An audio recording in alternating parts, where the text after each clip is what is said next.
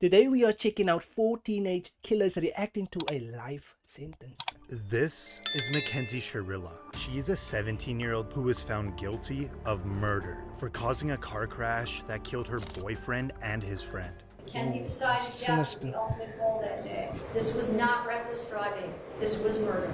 Sharilla's boyfriend, Dominic Russo, and his friend, Davian Flanagan, were in the car when she crashed into the side of a commercial building outside of Cleveland, going 100 miles per hour. Both men were pronounced dead at the scene, and Sharilla survived. Prosecutors argued that the teen had a toxic relationship, and Sharilla had made violent threats against her boyfriend. Threatened his property.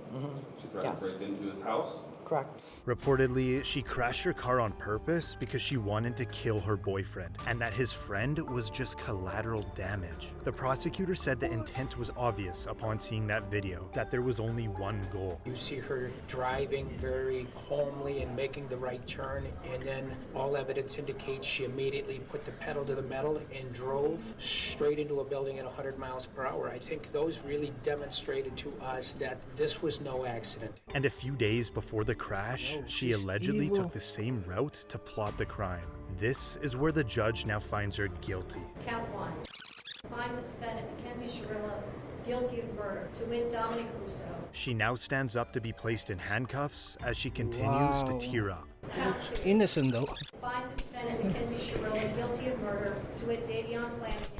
Sharilla now has a moment to speak before her sentencing. The families of Dom and Davian, I'm so deeply sorry. I hope one day you can see I would never let this happen or do it on purpose. I wish I could remember what happened. I'm just so sorry. What if they found out on the later stage that this was really an accident? I don't know what evidence they found in that, but just what if? Yo, that would be crazy. Heartbroken. There was no medical condition that caused this as an accident. There was no mechanical failure of the car. A failed suicide attempt is not a defense to murder. There's a very good likelihood, Mackenzie, that you will spend the rest of your life in prison. She's sentenced on count 1, 15 years to life. Count 2, 15 years to life, to be served concurrent to each other. The judge just sentenced her to 15 years to life in prison. This is Aiden Fucci. Nah, who he pled guilty in court we for the can murder see this boy of his guilty classmate already. when he was only 14 years He old. guilty. Having fun in a cop car. Yep. Fucci was classmates with a 13-year-old girl from Patriot Oaks Academy in St. Johns County, Florida. Fucci stabbed her 114 times. Her dead body was later recovered from the woods. After Fucci was arrested, he can be seen in the back of the cop car What the taking Fucci is he Snapchats. doing, Now bro? this video shows Fucci and his parents in the interrogation room. That Snapchat that you did was not very smart. Like it's you're all over the internet, Negro. This is seriously. It's very serious. This is no joke. This is your whole life. Your whole life. You threw it away, bro. A video from prosecutors showed Fucci and the girl allegedly walking together right before she was murdered. Then about 90 minutes later, the video shows Fucci allegedly running away from the area where the body was found. 114 stab wounds, 49 defensive wounds, 35 wounds to the head and neck, 29 to the back and shoulder, and 6 fatal wounds. After Fucci pled guilty to first-degree murder, the judge now hands down his sentence. Having entered a plea of guilty to the crime of first-degree murder, know I what it sentence you was? to life in prison. Because of your age, you are eligible for review of the sentence in 25 years. After Fucci was sentenced, he stood still with a little movement. No emotion shown, bro.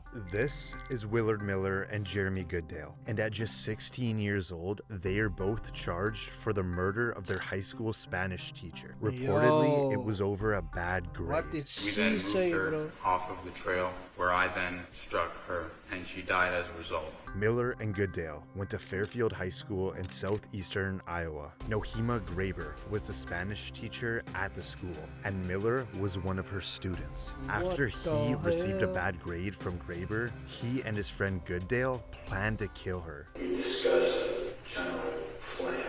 I'll stand up here, look out, wait for Miss Graber to show up. Graber went for her usual walk at Chattawaka City Park. The boys knew that as they stalked her and they waited to ambush her. Here she comes, and she walked by and hit her in the back of the head, and then I said, oh shit, make sure she's They then dragged her into the woods and beat her to death with a baseball bat. Yo. Plan after that. There wasn't really a plan beyond that. Like hide the body, bury the body, save the body. At that time, we were going to hide the body. I guess in our arrogance, we kind of assumed that nobody would ever find her. What Not the long hell? after, both boys were arrested. Court documents allege that the witness who knew Gooddale showed law enforcement Snapchat messages that showed Gooddale and Miller's involvement in the murder. One of the Snapchat messages saying, "Point of view, you're my Spanish teacher, and this is the last thing you see," followed by "Time to hide a body."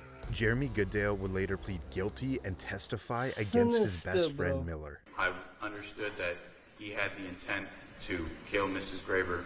What is your plea to murder in the first degree, guilty or not guilty? Guilty. This is the moment that Gooddale Look at gets to Brock speak Lesnar. before his sentence. I've had time to think on what to say, and I'm sorry. Truly sorry. Every day I wish I could go back and stop myself. Everybody I can't wishes that comprehend was in losing your a loved situation. one in such an awful way. And now the judge hands down his sentence. The defendants shall be sentenced to life with the possibility of parole after 25 years. Now for Miller. This is him apologizing before he receives his sentence. I would like to take this opportunity to wholeheartedly accept responsibility for the role that I've played in the murder of Naheem Graver. To the family, I'm sincerely sorry for the distress that I've caused you and the devastation. And I ask that I'm given a chance, and I don't want to be institutionalized. I don't want to be in so long that I forget about what mattered, where I come from, and I look forward to getting through this. Now the judge has some final last words. The defendant, Willard Noble Chayton Miller, should be sentenced to life with the possibility of parole after 35 years. Miller seems to be completely unfazed.